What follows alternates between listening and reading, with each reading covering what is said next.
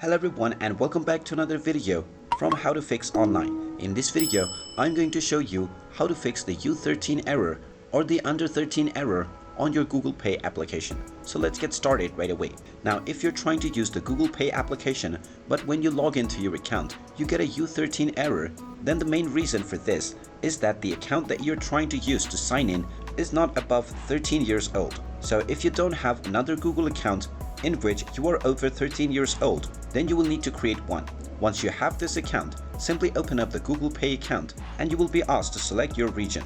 After selecting your region, you can simply enter your phone number and then proceed with logging in. And after you enter your phone number and use your Google account, your under 13 error will be solved. Make sure you remember to use the account within which your age is above 13. And there you have it. That is how you can go about on fixing the under 13 error on the Google Pay application. If you find this video helpful, make sure you hit that like button and subscribe to our channel if you haven't done so already.